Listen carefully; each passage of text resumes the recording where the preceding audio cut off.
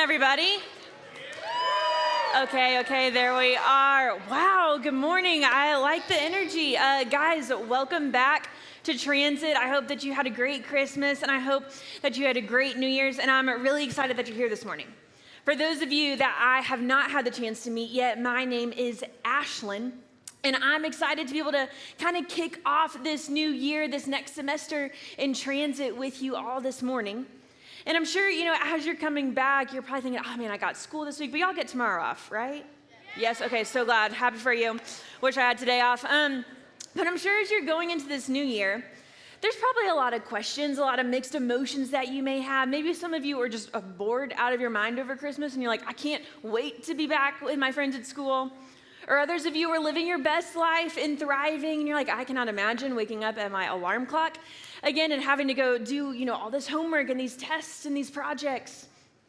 Or maybe there's some of you in here that are a little bit nervous because you're like, there's a lot of unknowns in this year.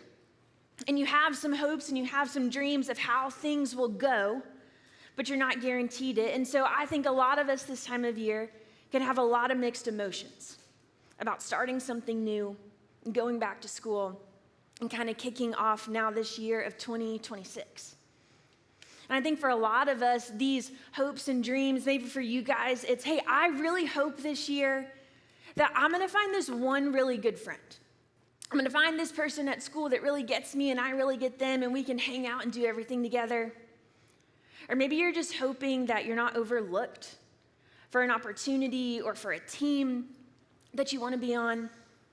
Or maybe you just want to feel a little bit confident in who you are.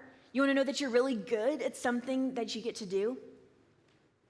Or maybe simply you just hope school feels a little bit easier than it did last semester.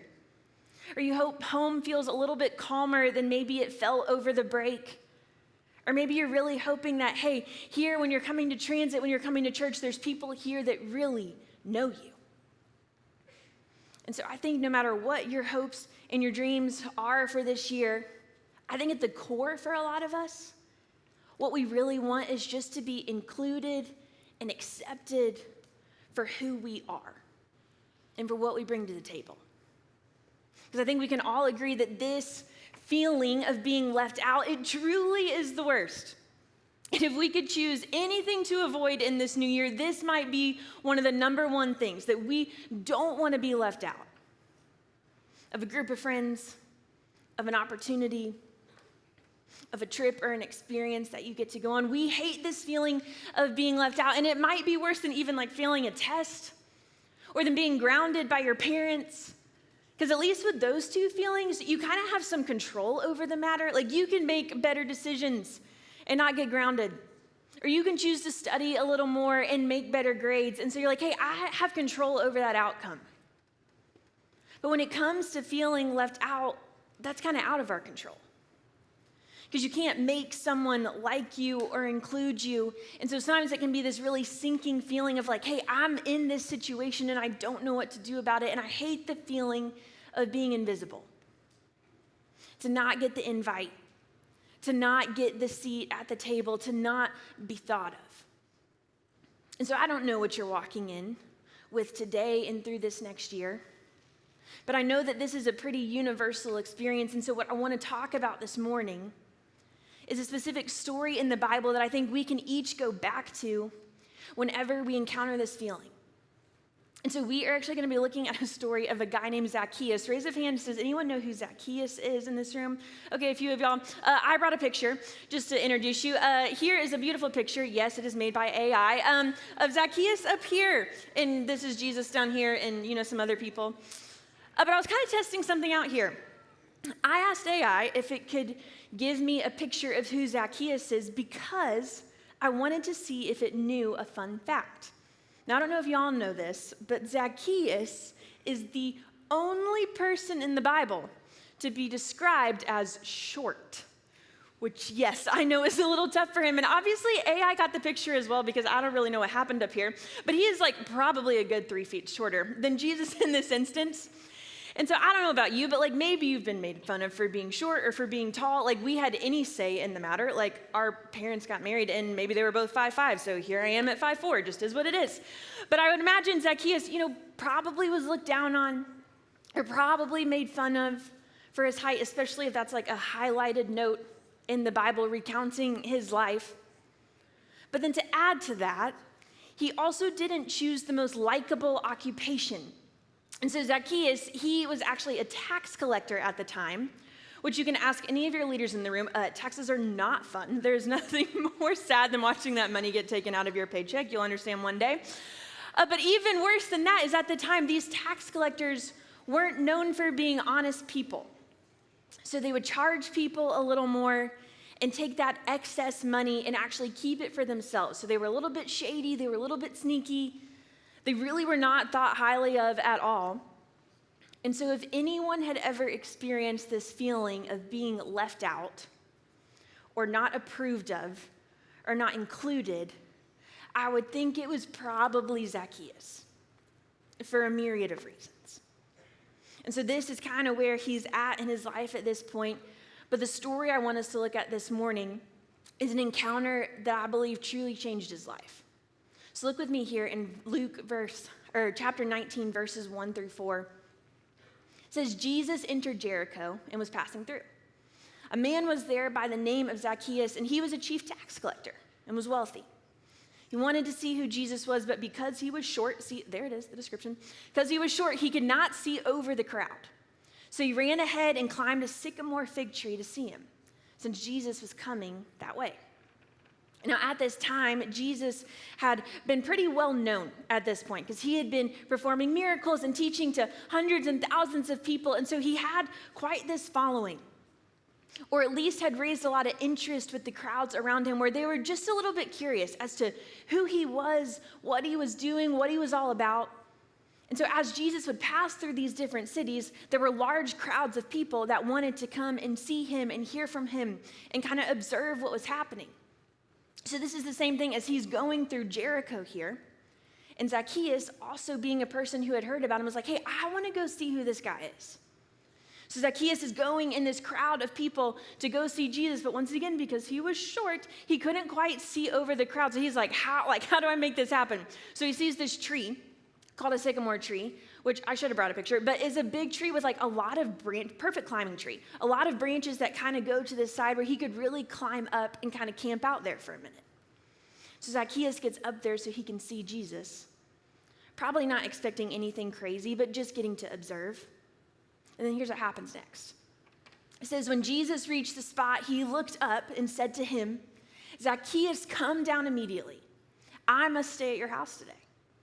And so he came down at once and welcomed him gladly.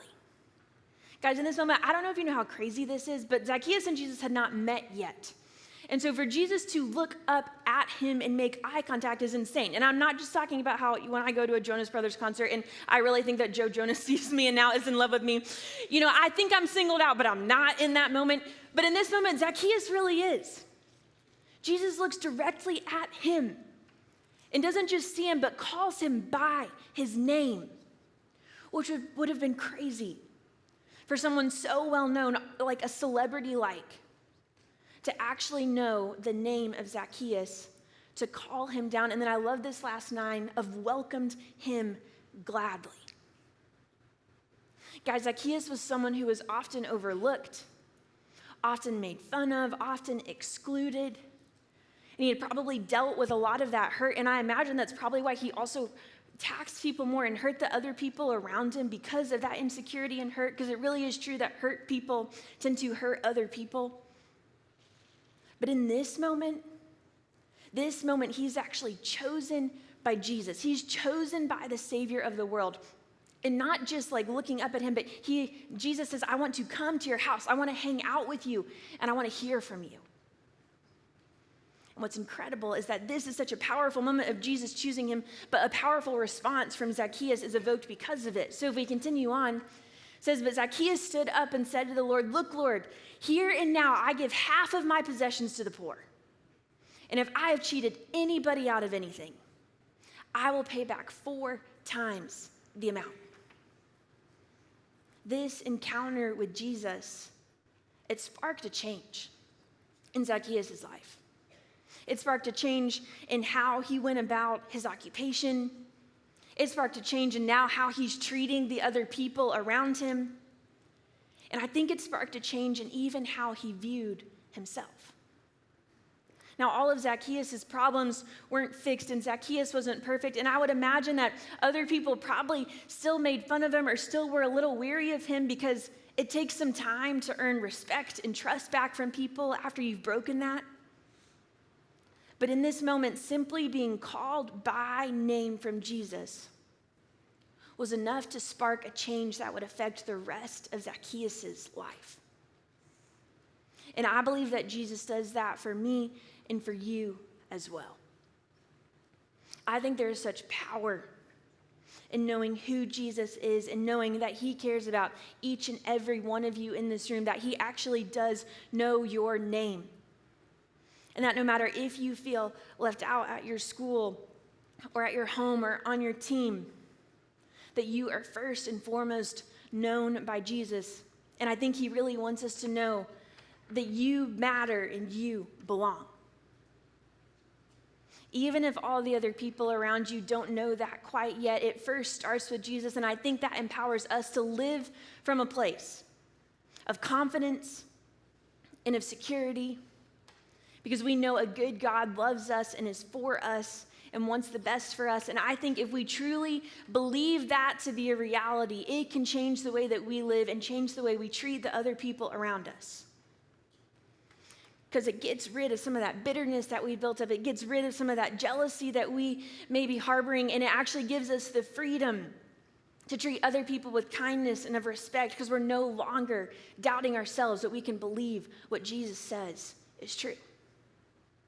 And so as we go into this year, I want you guys to think about this story, to think about Zacchaeus and to think about how this encounter with Jesus really did change the trajectory of his life and how that could be true for each and every one of you.